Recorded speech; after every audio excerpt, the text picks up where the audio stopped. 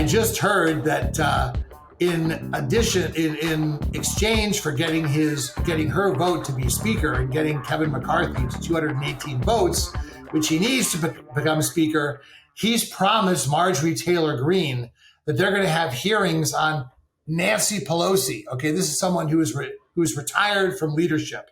So my question for you is, it seems to me like this is just going to be chaos. Kevin McCarthy has proved that he's not a leader. He's spineless. He's immoral. He's not very deft. So he's selling out to everyone to become speaker. So he's not going to have any leverage to lead. He's not going to be able to keep his crew in line. And, you know, whatever you want to say about Nancy Pelosi, and she's definitely too liberal for my taste, she is the most effective speaker probably in history, because the job of a speaker is to get the votes and to keep your caucus in line. She has only literally had one defeat, one time, where she hasn't been able to do that. Kevin McCarthy, it's like herding cats. So my question for you is, how is the Republican House going to tackle the things they said they would tackle, like inflation and energy prices and the border, when Marjorie Taylor Greene is way more concerned about having hearings on Nancy Pelosi? And you have Kevin McCarthy's weak leadership. Yeah, you packed a lot in there, my friend. It's like one of your questions. I know, you're learning from me. I'm learning from the master. Yes. Well, okay, first, I personally think Kevin McCarthy loves America and that he truly wants what's best for now and for future generations. That's what I personally believe. And but whether that doesn't make him an effective speaker.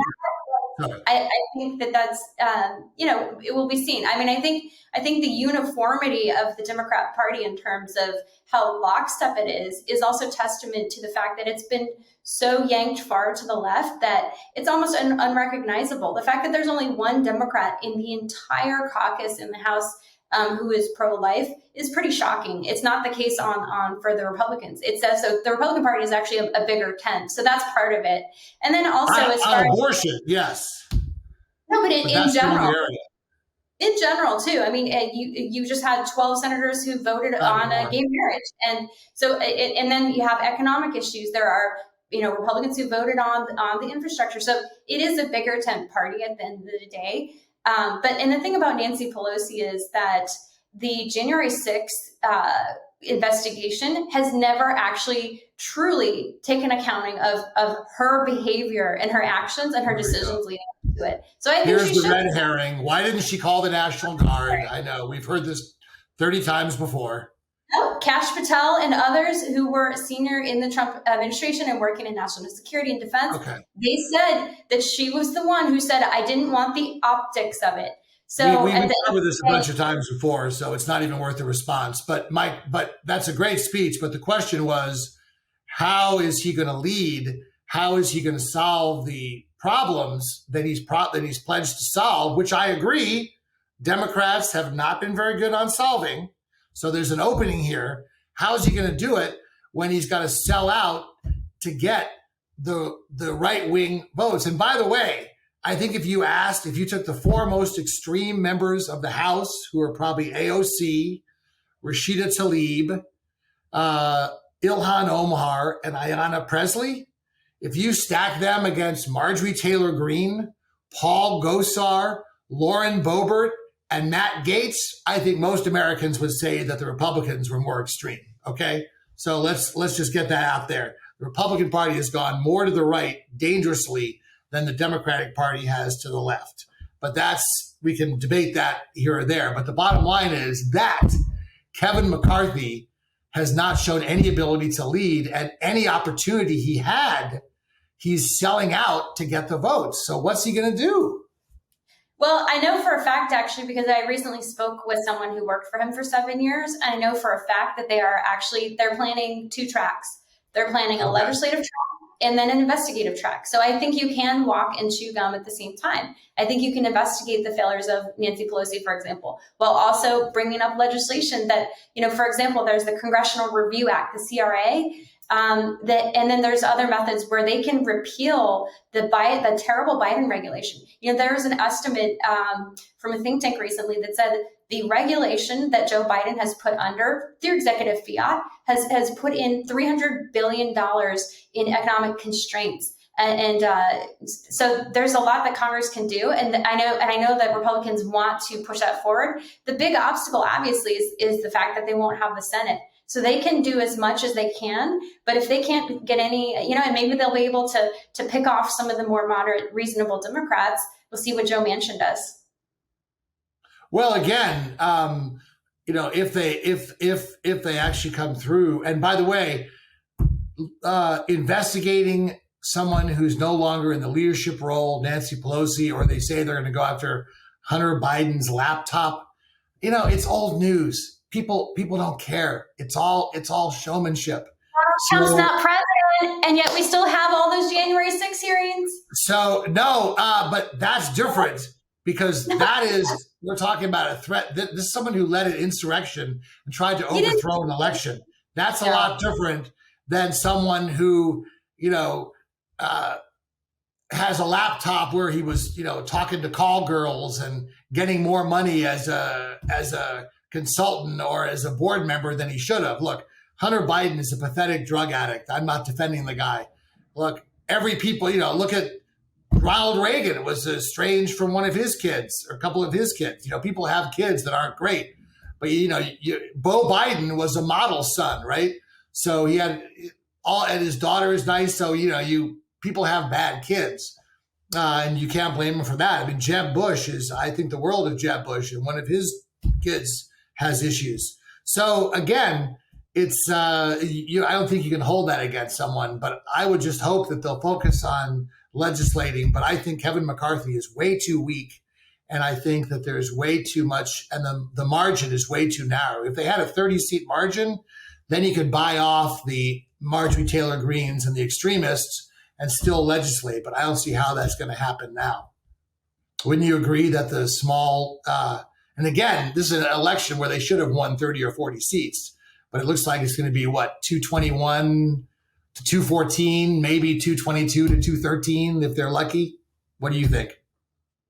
Yeah, it's going to be tight. I do not envy Kevin McCarthy in that spot, but I think that with Hunter Biden, the real problem is that there is a potential tie to his father. I mean, he referred to him as the big guy getting a cut of his basically foreign sailing of the Prestige and the U.S. assets on Air Force Two and all that. So this is a legitimate national interest concern, as well as the possibility of money laundering. I think there's a lot that should be looked at. And the fact that Twitter suppressed that New York Post story, and the fact that the New York Times took over a year to validate it, and then these dozens of national security experts who said that the laptop was Russian disinformation. Not a single one has apologized.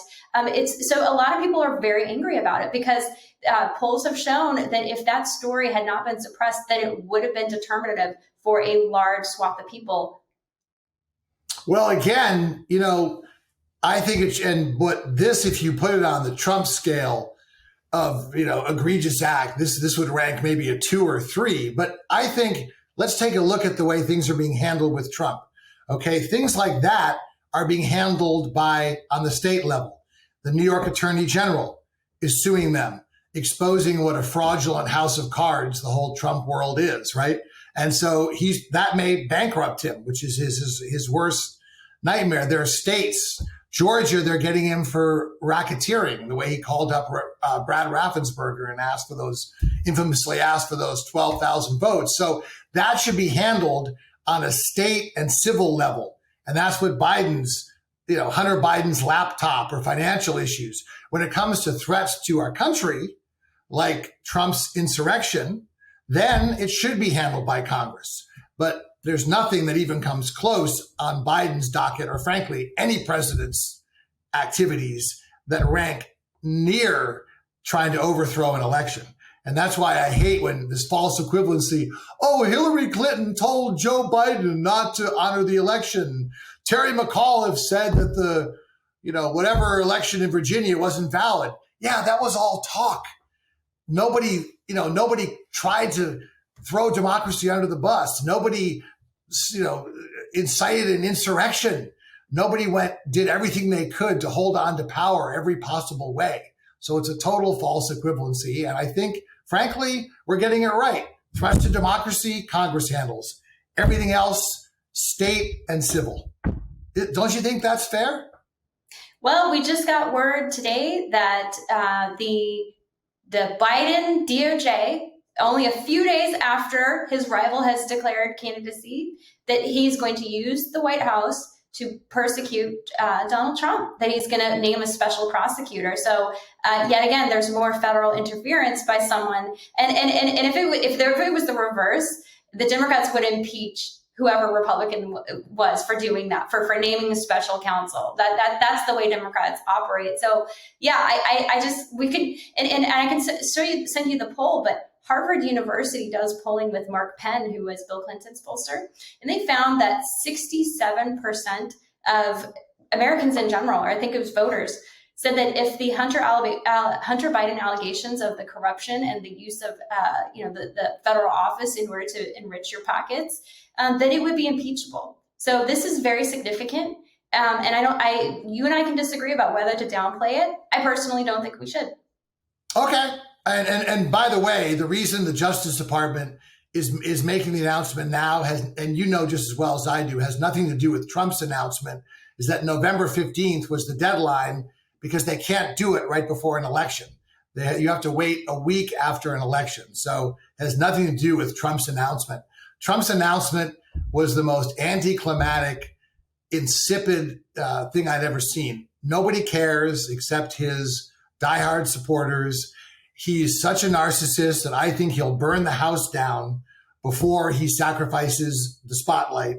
He just is so incensed that Ron DeSantis is getting all this attention. And by the way, I love his nicknames. I mean, I love his ability to make them, but Ron DeSanctimonious, come on, Mr. President. You can do better than that one. That's actually pretty weak. So we will see what happens. We'll see. 75% of Republicans in February of 21 thought he should run for president. That number, the last time I saw, is like 39 or 40. So it'll continue to go down. And as I've said, sadly, the only thing that's going to reform the Republican Party is losing, because there's no conscience left. There's no, shame. There's no, the bar's too low, or there's such a thing as rock bottom. Trump put all that stuff out the window. So sadly, it may take losing in 24. It might take 4 consecutive election losses before the Republican Party says, you know what? MAGA Trump stuff, we got to move on. So, let's hope it happens before that for the good of our democracy. But I'll give you the final word. Well, again, we shall see what happens. Again, no matter what happens, his 4 years as president, to me, the fact that we're going to have millions of babies who are going to live, to me, he will always be a hero. So, and do I agree with every tweet he made? No. Do I agree with every statement? No. I just think that, the Republican Party at the end of the day is going to make their choice. Whoever, to me, and if it was a Democrat who would embrace policies that I agree with, I would be willing to vote for them. Shocker. But at the end of the day, yes, I think that ultimately Donald Trump was created actually by liberal Hollywood. If you didn't like Trump's attitude or his behavior or his braggadocious persona, he was created by liberal Hollywood. And so I think that that's setting up a mirror to itself. And that's why I think I take particular enjoyment by liberal Hollywood being so triggered by him, because they really created that sort of behavior in terms of popularizing it. So, and we'll see. I do hope that our country can come together more. Abraham Lincoln did say that a house divided cannot stand. And he said that our country will die by suicide, actually, before it will die from an external threat. And I agree. It's up to us to prevent that. No, I think you're right. And I will partially agree with you that Trump is the symptom. He's not the problem. But what created Trump was populism, not liberal Hollywood, and specifically inequality, because populism breeds inequality, and inequality breed someone like Donald Trump, who went against the Republican cherished things like sensible immigration and free trade, because that's what populism fears. And again, any Republican president would have nominated 3 Supreme Court justices. So the question I say is, the bottom line is the damage to democracy and the disgraceful foreign policy and all that worth it? You seem to think it was. I seem to think it wasn't. That's a perfect place to leave our show for today. Ladies and gentlemen, thanks again for joining us for another great episode of Practically Political. I'm Dave Spencer. I'm Carrie Sheffield. Until next time.